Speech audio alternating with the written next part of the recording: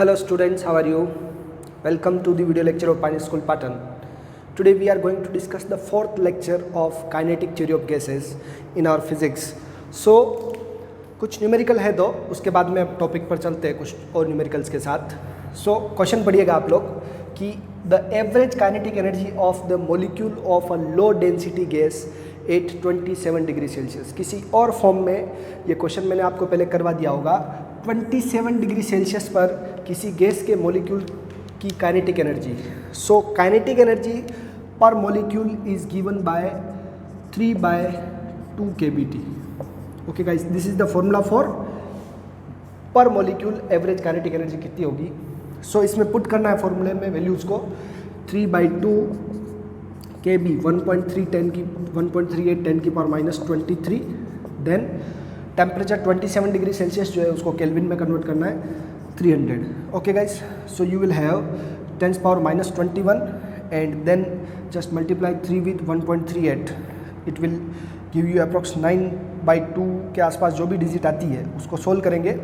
सो आप देख सकते हैं 10 की पावर 21 के रेंज में जो भी आपका आंसर है वो है, ये आपको आंसर मिल जाएगा. मल्टीप्लाई करके आप लोग आंसर निकाल देंगे 6.21 10 की पावर -21 जूल. आई होप आपको समझ में आया होगा. पर मॉलिक्यूल जो एवरेज काइनेटिक एनर्जी होती है वो 3/2 kBT होती है. अगर हमारे पास n मॉलिक्यूल है तो हम 3/2 n kBT हो जाएगा. अगर हमारे पास 1 मोल है तो 3/2 Na यानी अवोगाड्रो नंबर इंटू kBT हो जाएगा, जिसको अपन 3/2 RT कह सकते हैं. अगर हम n मोल की एनर्जी चाहते हैं तो 3/2 nRT हो जाएगा. इस तरीके स्मॉल nRT. इस तरह से आप फॉर्मूले याद रखेंगे. टेम्परेचर के डायरेक्टली प्रोपोर्शनल होती है average kinetic energy per unit पर मॉलिक्यूल. ये एक आपको एक दे रखा है कर्व. अच्छा सा क्वेश्चन है, कंपटीशन में आया हुआ. तो इफ PT कर्व, आपको प्रेशर और टेम्परेचर का कर्व दे रखा है for ideal gas is as shown in figure दे रखा है. And its density is ρ0 at point A पर इसका ρ0 डेंसिटी है. तो पॉइंट B पर then what is density at point B. अच्छा क्वेश्चन है, मार्क करें इसको और खुद से करने की कोशिश करें. जब भी आप इस तरह के क्वेश्चंस देखें तो आइडियल गैस इक्वेशन को अपने माइंड में लाएं. आइडियल गैस इक्वेशन होती है PV = RT 1 मोल के लिए. n को 1 पुट किया मैंने. अब अपन बात करें, हमको डेंसिटी तक जाना है. कहाँ तक जाना है? डेंसिटी तक. So P = RT/V. ओके, यहाँ n क्या होता है हमारा? Number of mole given mass by molar mass. क्या होता है? Given mass by molar mass. Okay guys, so अगर हम इस पे बात करें तो हमारे पास ये हो जाएगा PM/m. Okay, m/m. अब मुझे इसको डेंसिटी में कन्वर्ट करना है. किस में कन्वर्ट करना है? डेंसिटी में कन्वर्ट करना है. सो गाइस देखिएगा आप लोग, PV = nRT और P को मैंने बना दिया तो m/m given mass by molar mass RT/V. Okay, ये ग्राफ जो है मैं उसको हटा रहा हूँ. नाउ देखिएगा आप लोग, डेंसिटी का फॉर्मूला बनाना मुझे. किसका फॉर्मूला बनाना है? डेंसिटी का. तो मेरे पास हो जाएगा ये गिवन मास बाय वॉल्यूम. क्या होता है हमारा? डेंसिटी. तो it will give you, and ये पूरी चीज़ क्या हो जाएगी? आपकी कांस्टेंट हो जाएगी R/T. So it will become T, और यहाँ पर आप R और m इसको हटा सकते हैं, ये कांस्टेंट रहेगा. सो यू कैन से ρ = क्या होता है? P/T. ρ किसके डायरेक्टली प्रोपोर्शनल हो गया? T को उसके नीचे भेजा मैंने. ρ किसके डायरेक्टली प्रोपोर्शनल हो गया? P/T के. ओके गाइस, फर्स्ट कंडीशन में आप डायग्राम जो था उसको स्क्रीनशॉट ले लेंगे पहले. तो उससे देखें कि फर्स्ट चीज़ में आपको दे रखा है जब आपका प्रेशर P0 है और टेम्परेचर T0 है तो आपका डेंसिटी कितना दे रखा है? ρ0. इसको P को थोड़ा स्टाइल से लिखें. नाउ सेकंड कंडीशन में 4 पॉइंट B पॉइंट पर आपका प्रेशर है 3P0 और टेम्परेचर है 2T0. ओके, ये डायरेक्टली प्रोपोर्शनल हो जाएगा आपका ρ0, सॉरी ρ' जो भी आपको चाहिए. अब इसमें आप प्रोपोर्शनलिटी कांस्टेंट तो क्या रहेगा? सेम रहेगा दोनों में. ये R/m मैंने हटा दिया. Now it will give you 3/2 of ρ0. क्या देगा आपको? ρ'. समझ गया आप लोग? सो अगर अपन इसको सोल्व करेंगे तो हमारे पास आएगा 3/2 of ρ0. Okay guys, PV is equals to nRT से आप इसको लेंगे और n को क्या लिखेंगे, given mass by molar mass. Molar mass किसी पर्टिकुलर गैस के लिए और r को इनको कांस्टेंट में हटा देंगे तो हमारे पास इस तरह का रिलेशन आएगा। मैंने इसको फॉर्मूले में भी आपको लिखवा रखा है। Okay guys, now next question लेते हैं RMS स्पीड पर।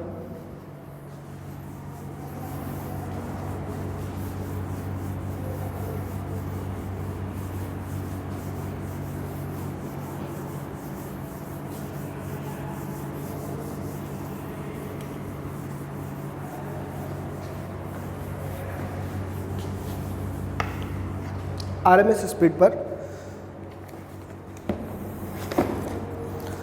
for some gas the RMS speed is given as, question है 4 molecules of gas, 4 molecules of a gas has velocities। ध्यान रखें इस पूरे में हम चैप्टर में वेलोसिटी का मतलब है हमारा speed. Okay, velocity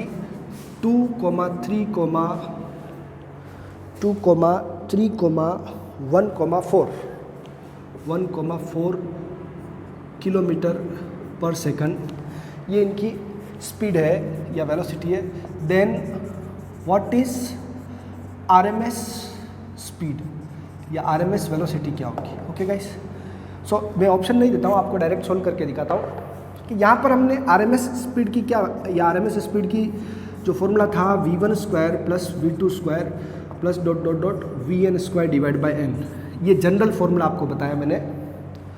so guys ध्यान दीजिएगा कि VRMS यानी कि जो भी वैल्यूज़ दे रखी है 2 का स्क्वायर प्लस 3 का स्क्वायर प्लस 1 का स्क्वायर प्लस 4 का square, just solve it, you will have the answer. Divide by 4 करें इसको। सो 2 का स्क्वायर 4, 3 का स्क्वायर 9, 1 16, ये हमको मिल गया लगभग 16 और ये 16, ये 9 25 और 30 के आसपास, 30 के आसपास आपको ऑप्शन मिल गया। डिवाइड करेंगे आप लोग तो ये मिलेगा आपको 7 4 जा 28 और फिर आपका 2 बचा 7.5 के आसपास। जो अप्रोक्स आपको जो भी ऑप्शन होंगे उसमें से 9 से 4 के बीच में है ये, तो इसका मतलब 2 से 3 के बीच में आपका आंसर रहेगा। ओके गाइस, 2 से 3 के बीच में आपको जो भी आंसर मिलेगा वो आप लोग देख सकते हैं। सो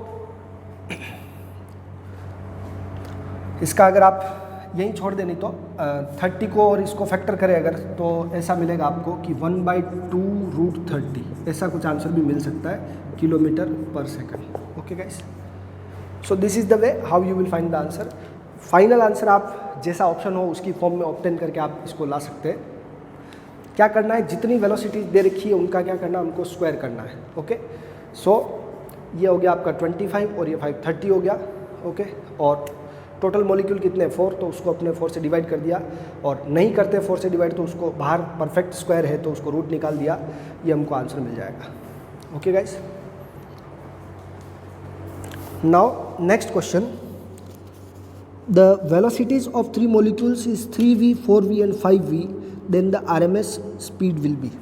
ये ऐसा कैसे ही क्वेश्चन है, सेम क्वेश्चन, आपको VRMS फाइंड करना है। होमवर्क का समझ लीजिएगा ये क्वेश्चन, VRMS फाइंड करना है जब आपको उसकी वेलोसिटीज दे रखी है 3v 4v and 5v,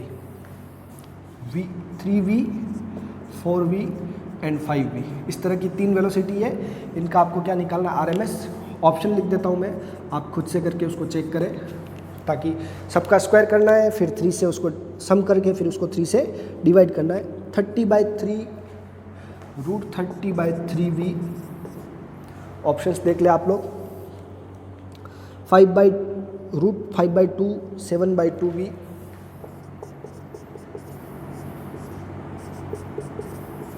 and last ये ऑप्शन मैच कर लेंगे इससे, लास्ट है 5/2। जो भी आंसर मैच होता है उससे चेक कर ले। तीनों का स्क्वायर करना है, डिवाइड बाय, फिर सम करके उसको डिवाइड बाय 3 करना है। Okay guys,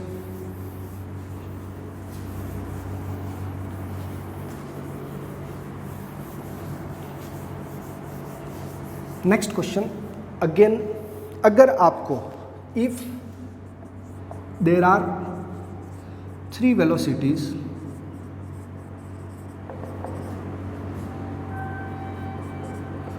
for a gas, 3 velocities दे रखी है इन कंटेनर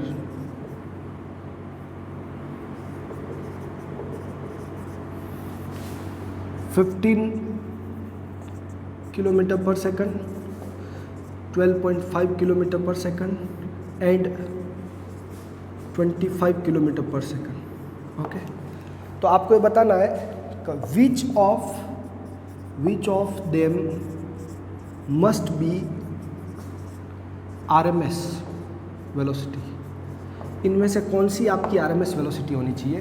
क्वेश्चन का तरीका समझे, 3 कोई भी वेलोसिटी आपको दे रखी है और बोला कि इन तीनों में से आपकी आरएमएस वेलोसिटी कौन सी होगी।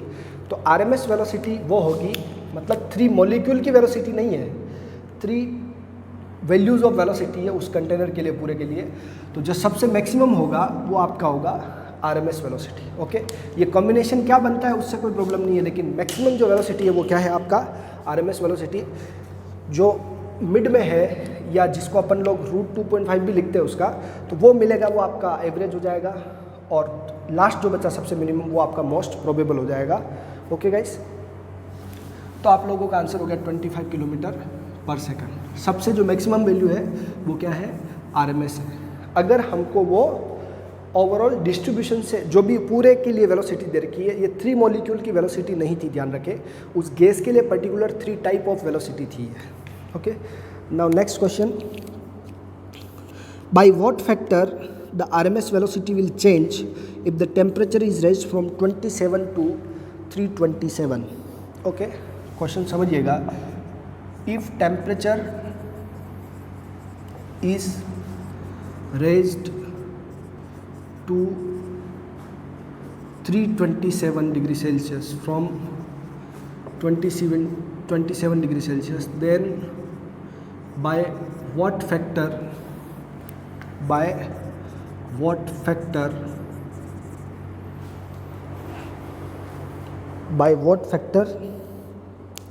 the RMS speed will change, the RMS speed will change। कितनी हो जाएगी कहने का मतलब, सो यू विल हैव,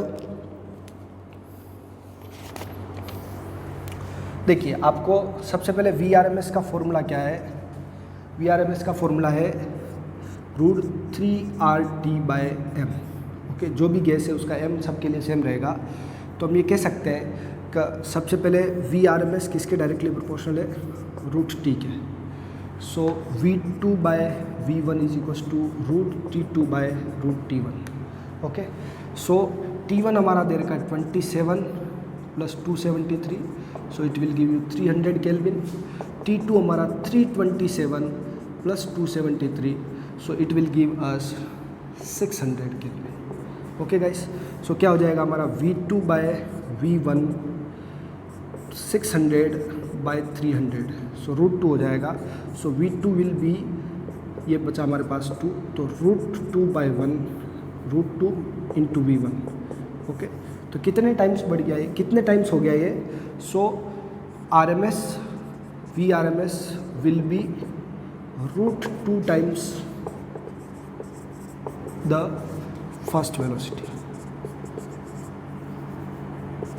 जो भी पहली वेलोसिटी थी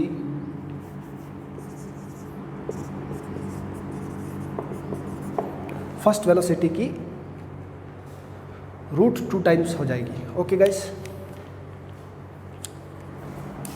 VRMS will be √2 times the first RMS velocity. Okay guys, इस तरह के there are lots of question you can solve and you can have that from your NEET guide, G guide, DC Pandey, whatever you want. जो भी आप book करें, question नहीं होते तो आप मुझे स्क्रीनशॉट भेजिए, हम लोग उनको करेंगे।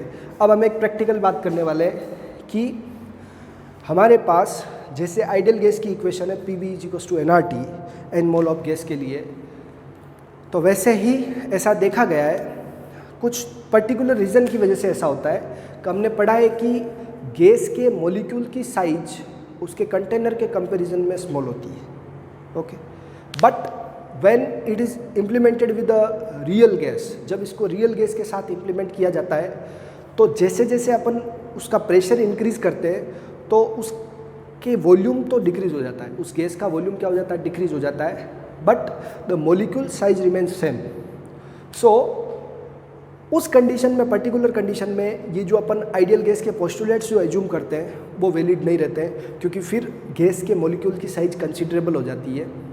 और ऐसे ही हम लोग ऐसा कहते हैं कि गैस के मॉलिक्यूल्स के बीच में कोई अट्रैक्शन रिपल्शन नहीं है, ऐसा हम postulates of kinetic theory of gases में बोलते हैं।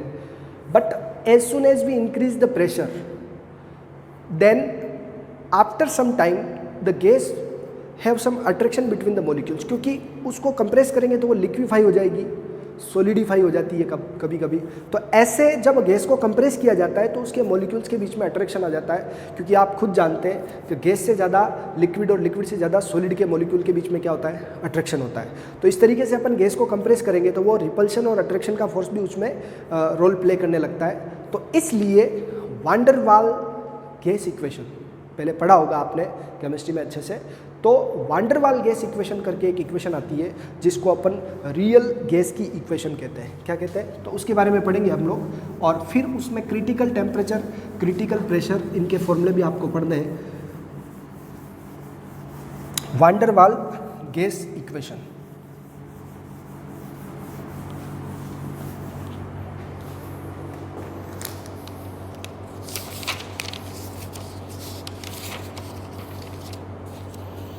so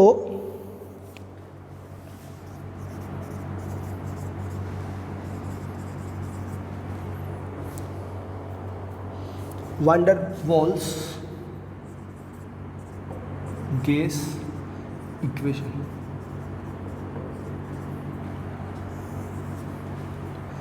वान डेर वाल ने रियल गैस की इक्वेशन दी, ओके। इसको रियल गैस इक्वेशन भी कहते हैं।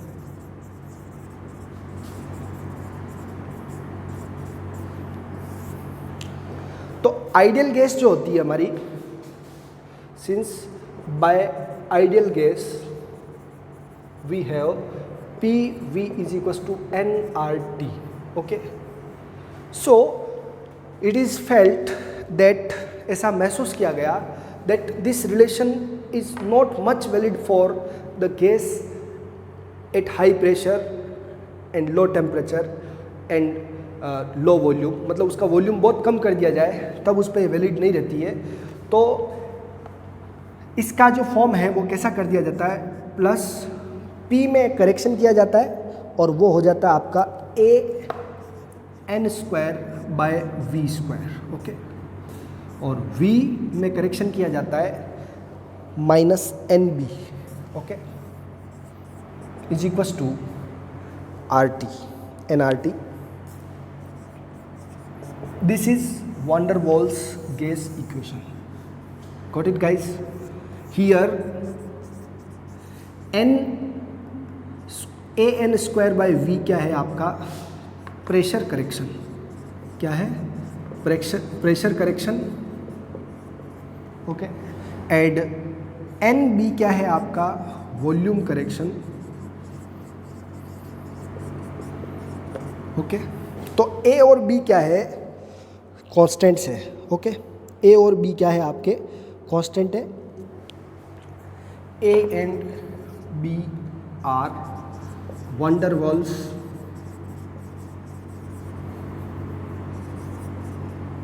Constant, van der Waals constant है। A और B की यूनिट मैं आपको जिम्मेदारी देता हूँ, वीडियो पॉज करके A और B की यूनिट फाइंड आउट करिए और वीडियो से आगे कनेक्ट करिएगा। A एंड B की यूनिट क्या होती है, ओके। सो सीधा सा आपने चैप्टर 2 में भी ऐसा क्वेश्चन है NCERT टेक्स्ट बुक के पीछे और जो कंपटीशन एग्जाम में रिपीट हुआ है, यहाँ से आप लोग इसको देखेंगे कि दो टर्म अगर एक दूसरे के साथ सम होती है तो उनका यूनिट क्या रहता है, सेम होता है। तो आप ये कह सकते हैं प्रेशर का जो यूनिट होगा, डायमेंशनल फॉर्मूला होगा, वही AN² बाय वॉल्यूम के स्क्वायर के इक्वल होगा। कितना सिंपल है guys. So we will say pressure का जो यूनिट है वो न्यूटन पर मीटर स्क्वायर होता है, क्या होता है, न्यूटन पर metre square. Now we will have A को सेपरेट कर लेते हैं, ये मोल स्क्वायर हो गया और ये आपका वॉल्यूम का स्क्वायर, तो मीटर की पावर कितना हो गया, 6 हो गया। इन सबको इधर भेज दे आप लोग तो आपको करेक्ट हो जाएगा ये। तो ए का यूनिट आपको चाहिए, पहले मैं यूनिट निकाल रहा हूँ। तो ए का यूनिट क्या हो जाएगा, देखिए guys, a will have unit newton metre की -2 इंटू मीटर की पावर 6। ओके, थोड़ा सिंपल हो जाएगा ये, डिवाइड बाय मोल की power 2। Okay, so it will be, so unit लिखिए guys, newton metre power 4 divide by mole की पावर 2। ओके, अब इसका मैं डायमेंशनल फॉर्मूला निकाल के आपको बताता हूँ कि न्यूटन का होता है m1 L1 T-2, ये है आपका L4 और मोल की power 2। So you will have the dimensional formula of A as m1 L5 T-2 mole -2. Guys, very important, dimensional formula of this van der Waals constant A will be like this. Okay, next आपको मैं इसका B का जो dimensional formula है वो होगा, देखिएगा simple हो जाएगा B का। तो B का यूनिट क्या होता है, B के लिए बात करते हैं तो B और V का यूनिट क्या होगा, सेम। सो मीटर क्यूब पर मोल इसका यूनिट रहने वाला है।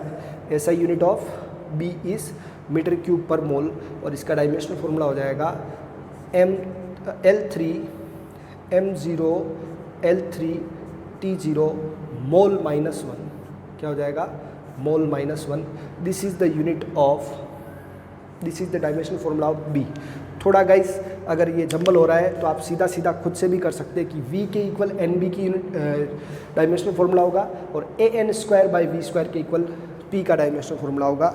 इसमें कोई अगर करेक्शन है तो आप कर ले खुद से, मैंने रेंडमली किया है उसको। Okay guys, so you can obtain the dimensional formula of this both and also find the units of this both.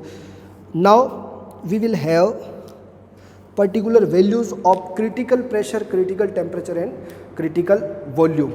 Okay guys, इसका आप स्क्रीनशॉट ले ले, मैं रिमूव करता हूँ मैं इसको।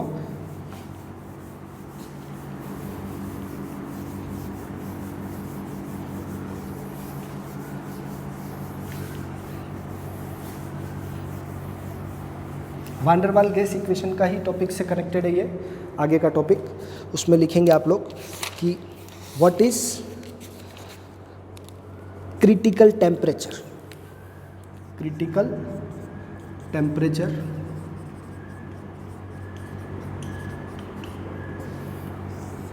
TC से लिखा जाता है। इसको किससे लिखा जाएगा, TC। So it's definition is the temperature, the maximum temperature at which a gas can be liquefied by the increase of pressure only. Okay, above this temperature the gas cannot be liquefied, however large the applied pressure may be। कितना भी pressure हो उस pressure तक ही आप gas को liquefy कर सकते हैं। Okay, so it is defined as the maximum temperature at which a gas can be liquefied by the increase of pressure alone. The maximum temperature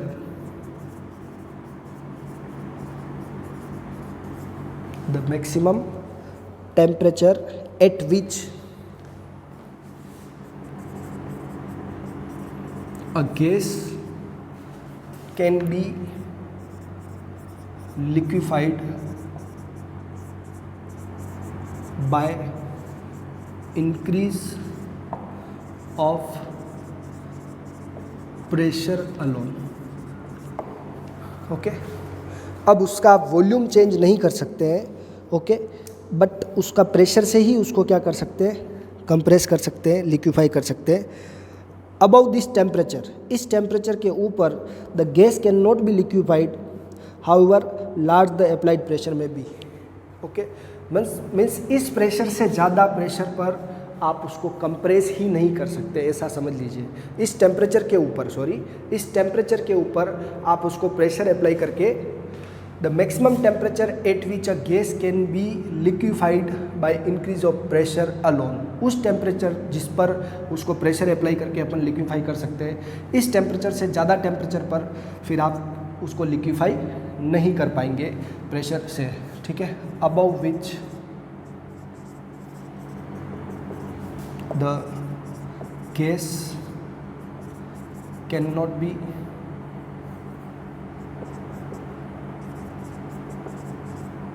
liquefied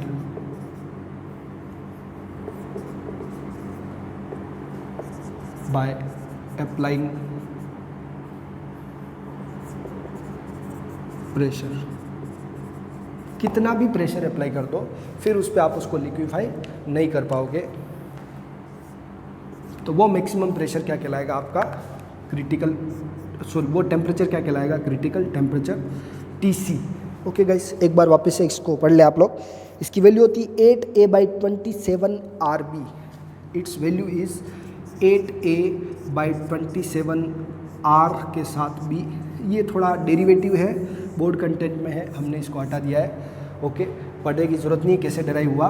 okay, but इसकी value होती है TC = 8A/27 RB। A और B की values आपको given होगी particular gas के लिए। Now second है आपका critical pressure, the pressure necessary to liquefy a gas at critical temperature. ये जो मैक्सिमम टेम्परेचर है जिस पर हम गैस को लिक्विफाई कर सकेंगे प्रेशर से, उससे ऊपर हम गैस को लिक्विफाई प्रेशर से नहीं कर पाएंगे। तो the pressure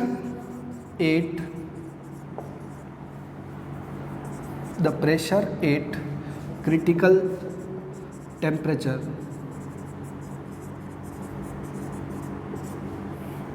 for a gas is called critical pressure। Okay, और ये PC से डिनोट किया जाएगा, P के बॉटम में C।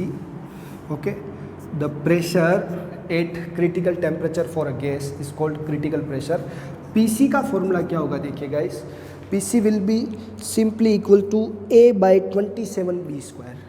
A/27B²। Okay guys, the last one is, जब ये क्रिटिकल टेम्परेचर किसी गैस का होगा और उस पर ये क्रिटिकल प्रेशर भी होगा, तो उसके लिए जो वॉल्यूम होगा, the volume of a gas at critical temperature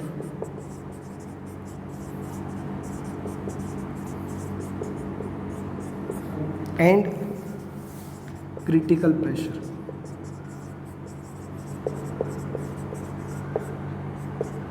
is called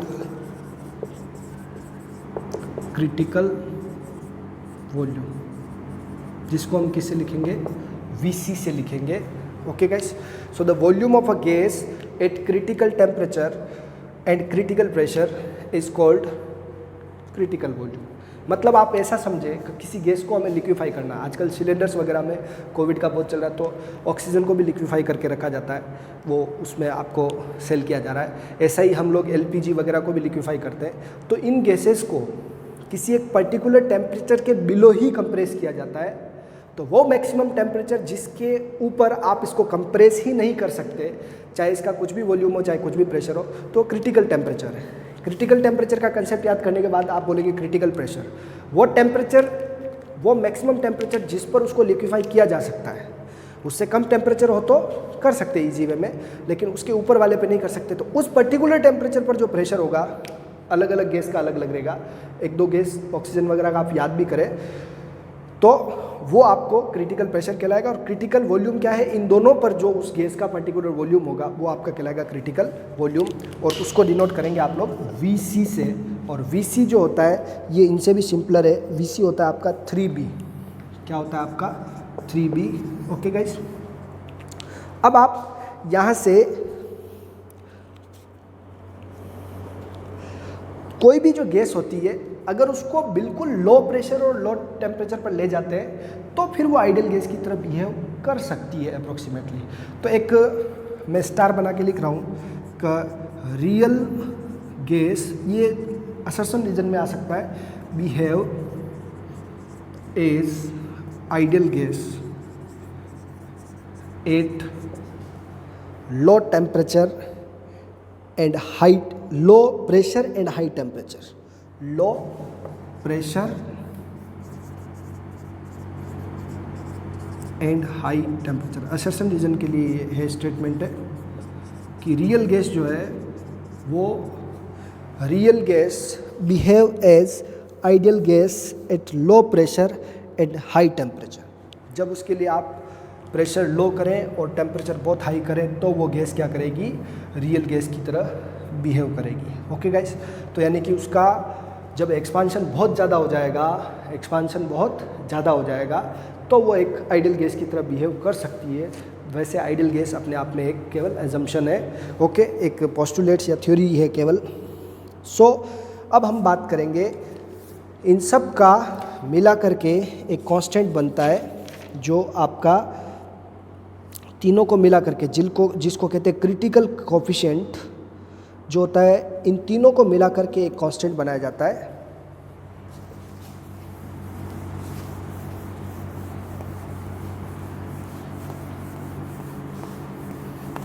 इन तीनों की वैल्यूज़ को आप याद कर लें, फिर मैं जो लिख रहा हूँ वो आ जाएगा आपको ऑटोमेटिकली।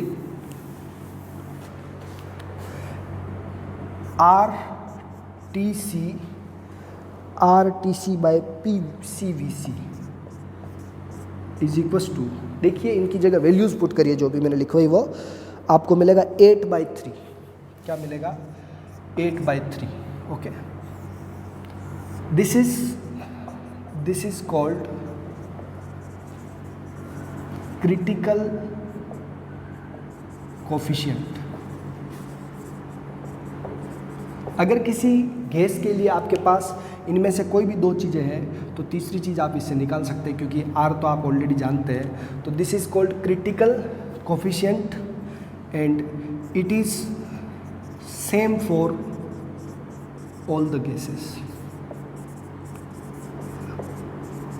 ये जो कोफिशिएंट है वो सब गैसेस के लिए क्या रहेगा? सेम रहेगा। ओके गाइस, सो मेरा कहने का मतलब ये है कि अगर आप किसी पर्टिकुलर गैस का TC PC निकाल चुके तो VC निकाल सकते हैं। इन तीनों में से कोई दो चीज़ नॉन है, तीसरे निकाल सकते हैं। सेकेंडली, गैस कोई सी भी हो उसके लिए ये जो क्रिटिकल कोफिशिएंट है वो सेम रहेगा, इनकी वैल्यूज़ डिफरेंट आपको मिलेगी। ओके गाइस, आई होप ये सब क्लियर हो रहा होगा आपको। Now we will have some numericals over it. Question में दो कर्व दिए हुए हैं और उन कर्व के लिए कुछ क्वेश्चन पूछ रखा है, देखिएगा।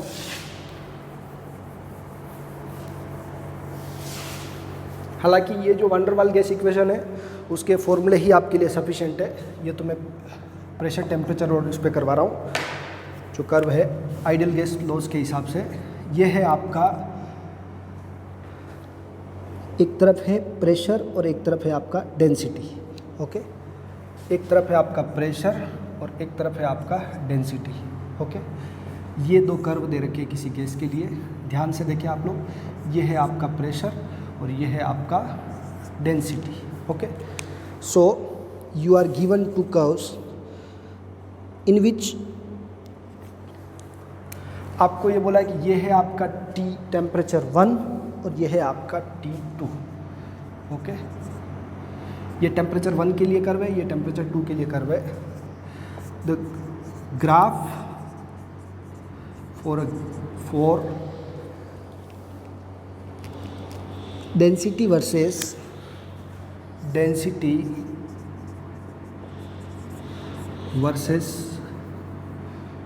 And pressure is given, then which one is correct? तब आपके पास कौन सा स्टेटमेंट करेक्ट रहेगा? T1 greater than T2, T1 less than T2, T1 is equals to T2 and none of this। Same to same और ले रहा हूँ मैं आपके लिए कि आपको एक PT कर्व दे रखा है, the graph for density and pressure for ideal gas. Okay, now second आपको दे रखा है the curve the ideal gas has PT curve as given below. Okay,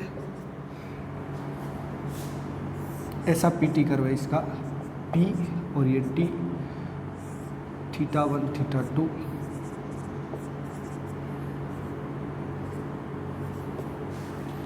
at for constant volume, for constant volume, then which one is correct? तो कौन सा इसमें से correct होगा? Okay, ये आपका क्वेश्चन नंबर 2 मार्क कर लेते हैं, इसको क्वेश्चन नंबर 1। इसके ऑप्शन है आपके पास V1 greater than V2, V2 greater than V1, V1 is equals to V2, none of this. Okay, question का स्क्रीनशॉट ले ले, आप खुद से करें।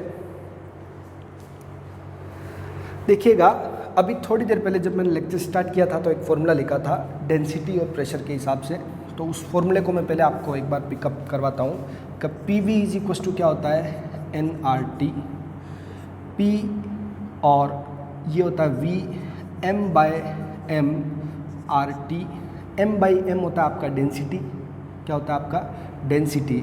सो we will have P V by ये स्मॉल m, ये हो गया आपका R/mt, ये पूरा क्या हो गया V/m नहीं होता है, यहाँ पर M/v होता है, ध्यान से देखेंगे आप लोग। तो मैं इसको इसके नीचे एडजस्ट कर रहा हूँ, केवल इसके नीचे एडजस्ट कर रहा हूँ, जो बाद में मीनिंग यही बनाएगा M/v जो बन के यही बन रहा है। सो इट विल गिव अस, एक बार सॉरी थोड़ा सा ध्यान से देखें, P सिंपल हो जाएगा ये M/v कैपिटल MRT। M/v को अपन क्या कहते हैं, रो, तो मैं इसको नीचे भेज देता हूँ, P/ρ RT/m, ये क्या हो गया आपका कांस्टेंट। तो P/ρ का जो भी वैल्यू होगा वो किसके डायरेक्टली प्रोपोर्शनल होगा, T के। यहाँ पर P/ρ यानी कि ये स्लोप किसके लिए ज़्यादा है, T1 के लिए ज़्यादा है, किसके लिए ज़्यादा है, T1 के लिए, और T2 के लिए क्या है, कम है, ठीक है। तो since P/ρ for T1 is greater than P/ρ of T2, जो स्लोप है P/ρ ये ज़्यादा है, इसलिए आप ये कह सकते हैं कि T1 is greater than T2। समझ में आ गई बात। सेम टू सेम कंसेप्ट उधर लगेगा कि यहाँ पर हमारे पास क्या है, PV is equal to nRT। Okay, तो हम ये कह सकते हैं कि हमारे पास P/T क्या है, P और T का कर्व है, जिसका P/T is directly proportional, inversely proportional to क्या हो गया, V हो गया। ओके, यहाँ पर P डायरेक्टली प्रोपोर्शनल टू क्या होता है, T, और ये आपका जो बच रहा है वो क्या रहा है, nR/V। समझ में आ गई बात। जिसका P/T का स्लोप ज़्यादा होगा उसका वॉल्यूम क्या रहेगा, कम रहेगा। जिसका P/T का कर्व क्या है, ज़्यादा है, स्लोप क्या है, ज़्यादा है, तो जिसका स्लोप ज़्यादा है उसका वॉल्यूम कम होगा, जिसका स्लोप ज़्यादा है उसका वॉल्यूम क्या होगा, कम, क्योंकि इन्वर्स है। So we will have V1 greater than V2, क्या है, V1 ग्रेटर देन V2। यहाँ आपको थोड़ी सी दिक्कत मिल सकती है, कहीं पे इसको गलत सोल्व किया होगा। ओके गाइस, तो मैं उसको थोड़ा एक्सप्लेन कर देता हूँ कि यहाँ पर अगर आपको कहीं पे ऐसा सॉल्यूशन भी मिल सकता है कि इसको आप ऐसे समझ लें कि T/P और इस तरफ क्या बन जाए आपका V/nR, तो आपको ये कहा जाएगा कि T/P जिसका ज़्यादा है उसका वॉल्यूम भी क्या है, ज़्यादा है। समझ में आई बात। T/P जिसका ज़्यादा है उसका वॉल्यूम भी क्या है, ज़्यादा है। इस तरह का रिलेशन भी आपको मिल सकता है, लेकिन T/P किसका ज़्यादा है, एक ही जगह पर अपन लाइन खींचते हैं। ओके, तो अगर देखिए T की वैल्यू इन दोनों के लिए सेम है, T की वैल्यू इन दोनों के लिए सेम है, तो प्रेशर की वैल्यू किसके लिए ज़्यादा है, V2 के लिए ज़्यादा है, तो ऑब्वियस सी बात है V2 क्या रहेगा, कम रहेगा। ओके गाइस, यहाँ पर और P की वैल्यू V1 के लिए क्या है, कम है, इसलिए V1 क्या रहेगा, ज़्यादा। आप किसी भी रिलेशन से इसको ऑब्टेन करेंगे तब भी आपको क्या रहेगा, V1 बड़ा और V2 क्या मिलेगा, छोटा मिलेगा। Okay guys, so you will have this answer. इस तरह के ग्राफिकल क्वेश्चंस ज़्यादा करिए इसमें, और दूसरा आपके पास जो भी बुक है उससे ज़्यादा से ज़्यादा क्वेश्चन करिए। कल हम इस चैप्टर को ख़त्म कर देंगे, क्योंकि आधा तो हम ऑलरेडी थर्मोडायनेमिक्स में पढ़ चुके हैं, जैसे specific heat, molar specific heat, degree of freedom, उसको मैं वापस से पढ़ूंगा। Law of equipartition of energy, ऐसा करके एक टॉपिक बचा हुआ है, वो सब हम लोग पढ़ेंगे। NCERT में क्वेश्चंस आप रिपीट करिए, और मिलते हैं नेक्स्ट लेक्चर में। Bye bye, enjoy yourself.